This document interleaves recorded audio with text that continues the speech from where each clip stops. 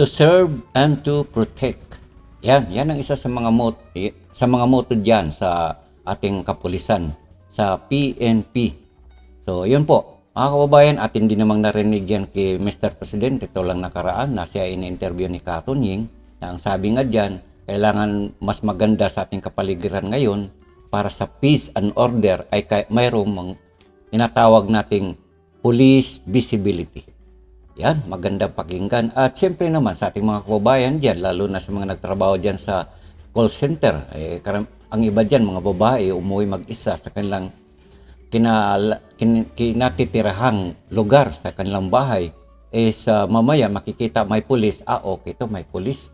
Mayroong naka-standby na police patrol. May nakadaglalakad, naka-uniforming pulis. Paano na lang mga kababayan? Kung ang ating mapanood na nasa video is iba kaysa nasabi nating police visibility para sa kapayapaan, peace and order nating mga kababayan na namumuhay na mapayapa sa ating bansang Pilipinas. Kasi masakit sa dibdib marinig natin ang balitang ito. Mayroong mga pulis na gumagawa ng kabulstugan kagaya sa balitang ito mga kababayan ating panoorin dahil masakit sa mata, masakit pa sa ating dibdib. Sinampahan ng isang police corporal ng reklamong arbitrary detention, robbery with forced intimidation at carnapping ng isang motorcycle rider na umanay hinuli nito at kinuha ang pera at gamit ang motorsiklo nito. Kita mo kaibigan, di ba? Magandang sabihin, police visibility. Makikita ng mga driver dyan na may naka-standby sa tabi-tabi ng mga police kasi ako, gaya nung mga nagdaang panahon, ako yung nagmamaniho sa isang transport sa UB Express. Mayroong nangyari sa loob ng sasakyan, may nagkakagulo din pala, may nang hold up. Pagka mga ganitong pangyari, may mga police visibility, di ba ganda sana? Papaano na lang, police lalapitan mo, yun pala, nang huhulidap pala yun, nag-aabang ng mayroong mahuli, yun pala, mahulidap, kagaya ng si Bundat na ito. Hindi ko nila lahat mga kababayan, mayroon talagang matinong pulis. Marami yan. Itong mga kagaya nitong pulis na bugok na ito, 1% lang ito sa kabuuhang population dyan sa PNP. Mga kababayan, sipin mo, tingnan nyo ang katawan, oh. Ang katawan, bundat. Sino bang nagpapapasok sa pulis na to? Ayan, oh. Braso pa lang, talagang hita ko na. Ang laki. Ang problema, laki din yan. Sir, nahihiya ka ba sa ginagawa mo? Sir, ba't ka tudo talokbong sa kanyang mukha? Mayroon ng kulay itim na tela nakatalokbong sa mukha mo, mayroon ka pang puting damit. Ano ba, nahihiya ka sir na napusasan ka? Sabi nga nila, buntot mo, hila mo. Ginawa mo, dapat, alam mo na ang consequence kung mahuli ka ng kagaya nito. Nakapusas ka na. Tapos, nakatalokbong ka pa. Huwag ka lang mahiya, sir. Ginawa mo yan. Ibig sabihin, handa kang harapin kung ano man mangyari sa buhay mo. Sinampahan ng isang police corporal ng reklamong arbitrary detention, Diba? May nakalagay dyan, POPC. robbery with Yan, POPC. Yan. Sana, sir, madalas ko rin naman kasi marinig kay Rafi Tulfo na mayroong due process. Sabi naman kasi nung pag may problema ang kapulisan natin dyan, sagot naman nung na-interview ni si Rafi Tulfo ay mayroon ka due process. Diba mga kababayan? Masakit talaga sa ating tainga at sa mata na may makita tayo na mga kagaya nito, involved ang pulis, kagaya nito mga nagdaan na nagkagitgitan lang. Nakagitgitan lang ang isang rider. Yun pala, ang isang rider, pulis. Ang isa namang rider, siyempre civilian. Siyempre, anong laban nga naman namin, Mr. President? Pag mayroong pulis na kagaya nito na bugok, pagdating sa kalye, matapang talaga yan dahil unang-una mayroong sarang baril. Di naman sila patas pag magsita ng tao. Bubunutan ka agad ng baril. Pare-pareho naman tayong lalaki, di ba sir? Mga pulis dyan ng mga bugok. Hindi ko nila lahat Kapag ganyan, kaya lang naman kayo matapang dahil may mga baril kayo. Anong laban nung isa? Hawak-hawak mo ng barisel, tututok mo na sa kanya, isang putok ka lang, di ba, yari na. Alam mo ang mga tao na yan, sabi ng lolo ko nung araw, mga tao ng ganyan, kaya lang matapang yan kasi mayroong armas. mayroong baril na kagaya niya. Pero kung hamunin siguro to ng yung mano-mano ba, suntukan lang tayo, sir. Ano bang galit mo sa akin? Ay, hindi lalaban to. Baka hindi pa marunong manuntok to, baka sampal ang abutin ng kalaban kasi bakla baga. Hindi ko naman sinasabing bakla ngayon at saka hindi ko nilalahat ang kapulisan. Yan, kagaya nito, mayroon talagang tatak pulis sa likod niya. Yun mang nakadilaw, nagtatatakbo pa doon sa sasakyan, nahiya. Sir, huwag ka naman hiya, sir. Di ba? Mga ganong klaseng tao, wala namang hiya yan, di ba? Ganon po yan. With forced intimidation at carnapping ng isang motorcycle rider na umanay hinuli nito at kinuha ang pera at gamit ang motorsiklo nito. Nakunan sa CCTV alas 7 ng gabi May 17 nang pasakayin sa SUV ng suspect at kasama nito ang biktimang rider sa kahabaan ng EDSA Balintawak. Nagpakilalang pulis umano ang mga ito at sinabing may traffic violation ng rider. Oh, yan nga masakit dyan. Diba? Yan masakit dyan. Sir, anong kasalanan ko? Ay, may traffic violation ka. Baba. Yan. Di naman pagbaba, yung pala baba, diretso na sa kanilang sasakyan. Huli ka. Yun pala, hindi lang huli ka, kundi huli up. Ayon nga dito, ang video nito kasi galing sa TV Patrol. Nakalagay dito sa baba, nakakaption. Pulis na sangkot sa umano, hold up sa isang rider sa QC. Sinampahan na ng patong-patong na reklamo. O yan, maganda pakinggan, patong-patong na reklamo. Ang masama lang dyan na marinig nating muli dyan sa balita na kagaya nito, ay ang pulis ay absuelto. Absuelto sa kanyang kaso. O di, balik uli. Balik uli sa serbisyo kasi absuelto. O ano nangyari? Ayon sa biktima, 6 na oras umano siyang inikot-ikot sa mga lugar habang hinihinga ng pera. Yan. Anong sabi ni ma'am? Ang accounting section ng suspect.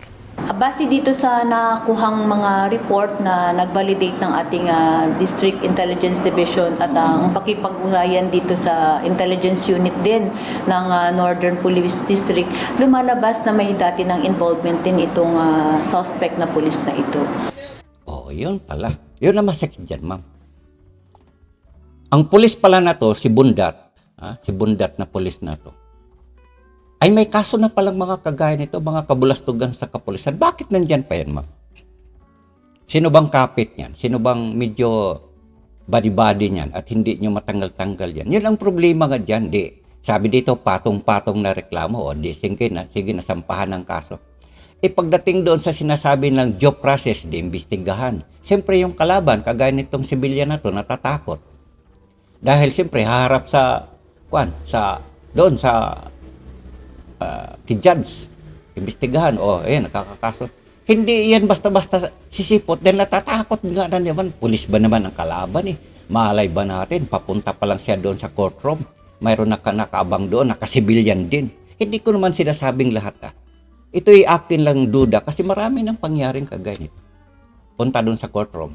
Yun pala, isa din kasama doon ka-alyado din doon kinasuhan niyang pulis. O di, sino bang, lalo na yung civilian, may escort bang pulis yun? Wala naman Natatakot yun. Hindi sisiputin, di ba?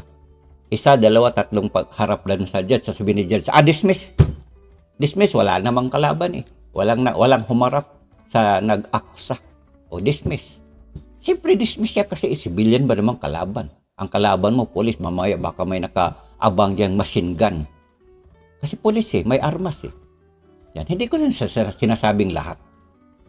Kaya nga sabi nila, to serve and to protect. Sana ang salitang yan para sa nakararaming mamamayang Pilipino. Hindi lang sa iilan dyan na may pansariling sariling interest kaya sila nagkaroon ng uniforme. Lahat dyan, marami namang pulis dyan talaga matino. Marami. Gumagawa sila ng ayon sa kanilang sinusumpa ang tungkulin. Pero ang mga kagaya nitong si Bundat, wala to sa kanyang sariling bulsa lang ito.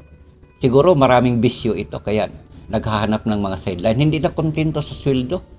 Panahon ni Pangulong Duterte, ang laki-laki ng sweldo binigay nito. 30,000 yata bawat sweldo ng mga polis kasi tinataasan Tinataasan ni Tatay Digong nung araw ang mga sweldo ng polis. May mga baril pa. Right? Nakita rin ng rider na sa may likuran ng sasakyan ang 3 pa umanang biktima na nakaposas. Naabutan pa. May hinuli na, mayroon palang nahuli na. nandoon na sa sasakyan. Hindi pa, sir, hindi ka ba kontento, sir, sa isang tirada mo, sir? Gaano ba kalaki ang pangangailangan mo sa pera? Siguro ang pulis na to, 10 asawa. Hindi kaya masustentuhan sa isang sweldo lang pagka-pulis. Humahanap ng diskarte. Di ba, sir?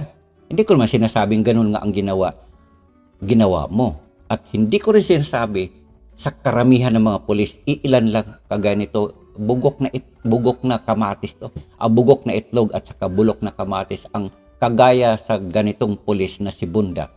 Paninirang paninirang puri lang to sa kabuuan ng pulis, yung mga gumawa ng matino diyan.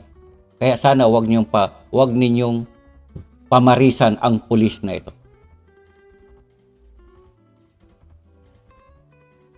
O ayan, PD, Zian Ambrosio, kita mo mga kapatid, tama? Katawan pa lang mo, balikat pa lang naalala ko si ABS-CBN dating Chief PNP Bato de la Rosa. Talagang ang laki ng katawan, no? Talagang ganun katawan, no? Pero walang tiyan.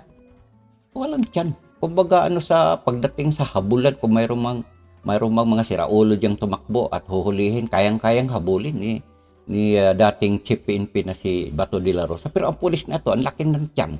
Baka mamaya nakakalahating kilometro lang sa habulan, pinagtawanan na siya yung magnanakaw o snatcher o hold-upper.